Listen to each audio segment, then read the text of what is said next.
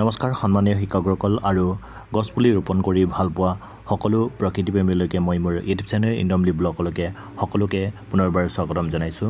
হয়তো আপোনালোক সকলোৱে জানে 2023 বৰ্ষত অমৃত বৃক্ষ আন্দোলনৰ জৰিয়তে অসম চৰকাৰে অসমত 1 কোটি গছ ৰোপণ কৰিছিলে। ঠিক তেনেকৈ 2024 বৰ্ষতো অমৃত বৃক্ষ আন্দোলনৰ জৰিয়তে অসম চৰকাৰে 3 কোটি গছ পুলি ৰোপণ কৰি প্ৰকৃতিৰ ভাৰসাম্য ৰক্ষাৰ লগতে এক সেউজ পৃথিৱী গঢ়াৰ এক পদক্ষেপ হাতত লৈছে।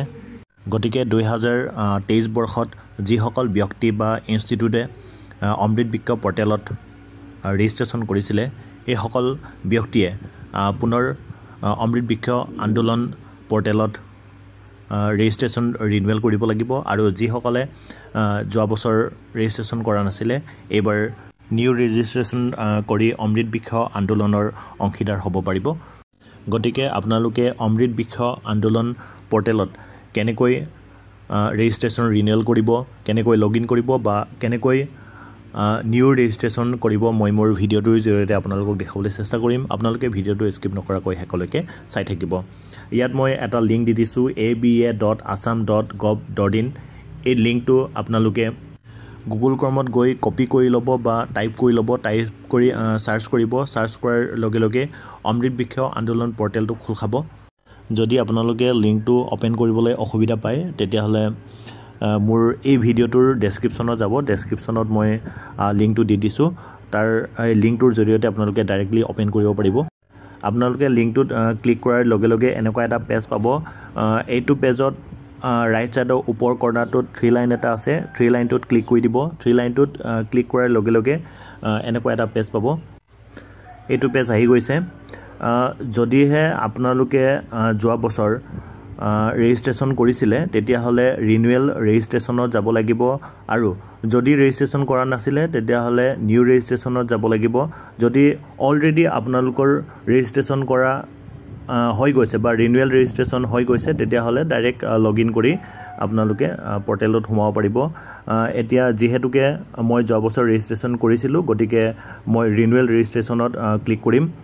ৰিনিউৱেল ৰেজিষ্ট্ৰেশ্যনত ক্লিক কৰাৰ লগে লগে এনেকুৱা এটা পেজ পাব।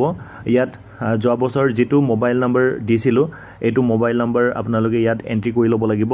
তাত এণ্ট্ৰি কৰাৰ পাছত ইয়াত আপোনালোকে চাই লওক য'ত মই টিক মাৰ্কটো দিছোঁ তাত মোবাইল নম্বৰটো এণ্ট্ৰি কৰি ল'ব লাগিব। এণ্ট্ৰি কৰাৰ পাছত জেনেৰেট OTP বুলি এটা অপশ্যন আছে। জেনেৰেট OTP অপশ্যনটোত ক্লিক কৰি দিব। জেনেৰেট OTP অপশ্যনটোত ক্লিক কৰাৰ লগে লগে আপোনালোকে ইয়াত যিটো মোবাইল নম্বৰ এণ্ট্ৰি কৰিছে এই মোবাইল নম্বৰটোত এটা OTP যাব। OTPটো যোৱাৰ লগে লগে OTPটো আপোনালোকে মোবাইল নম্বৰ এণ্ট্ৰি কৰাৰ জাষ্ট তলৰ কলমটোত enter 6 digit one time password বুলি দিয়া আছে। এই নেক্সট কলমটোত আপোনালোকে OTPটো এণ্ট্ৰি কৰি ল'ব। OTPটো এণ্ট্ৰি কৰাৰ পাছত তলত এটা ছাবমিট বটন আছে। ছাবমিট বটনটোত ক্লিক কৰি দিব। ছাবমিট বটনটোত ক্লিক কৰাৰ লগে লগে তাৰ নেক্সট পেজটো এইটো আহিব। এইটো পেজ আহি গৈছে।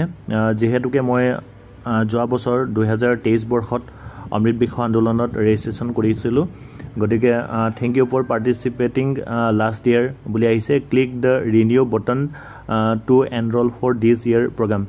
এই বছৰৰ প্ৰগ্ৰামটোৰ কাৰণে মোক ৰিনিউ অপশ্যনটোত ক্লিক কৰিব কৈছে।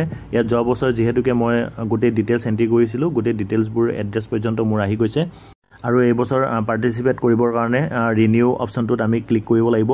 ৰিনিউ অপশ্যনটোত ক্লিক কৰাৰ লগে লগে এনেকুৱা এটা পেজ আহিব। ৰিনিউৱেল ছাকচেছফুল হৈ গৈছে। ইয়াত ৰেজিষ্ট্ৰেশ্যন নাম্বাৰটো দি দিছে। যদি আপোনালোকে লগ ইন কৰিব বিচাৰে তেতিয়াহ'লে লগ ইন নাও অপশ্যনটোত ক্লিক কৰিব। যদি লগ ইন কৰিব নিবিচাৰে এতিয়া তেতিয়াহ'লে এক্সিট অপশ্যনটোত ক্লিক কৰি দিব। ৰিনিউৱেল ৰেজিষ্ট্ৰেশ্যনটো হোৱাৰ পাছত যদি আপোনালোকে ৰেজিষ্ট্ৰেশ্যন কৰিব বিচাৰে তেতিয়া লগ ইন নাওটোত ক্লিক কৰিব বা লগ ইন অপশ্যনটোত ক্লিক কৰিব। লগ ইন অপশ্যনটোত ক্লিক কৰাৰ লগে লগে পেজটো এনেকৈ আহিব। ইয়াত ৰেজিষ্টাৰ মোবাইল নাম্বাৰটো দিব। যিটো মোবাইল নাম্বাৰ আপোনালোকে এণ্ট্ৰি কৰিছিলে এইটো মোবাইল নাম্বাৰ দিব। এই মোবাইল নাম্বাৰটো দিয়াৰ পাছত ইয়াত click here to get one time password বুলি এটা অপশ্যন আছে। এই অপশ্যনটোত ক্লিক কৰি দিব। এই অপশ্যনটোত ক্লিক কৰাৰ লগে লগে আপোনালোকৰ ৰেজিষ্টাৰ মোবাইল নম্বৰত এটা OTP যাব।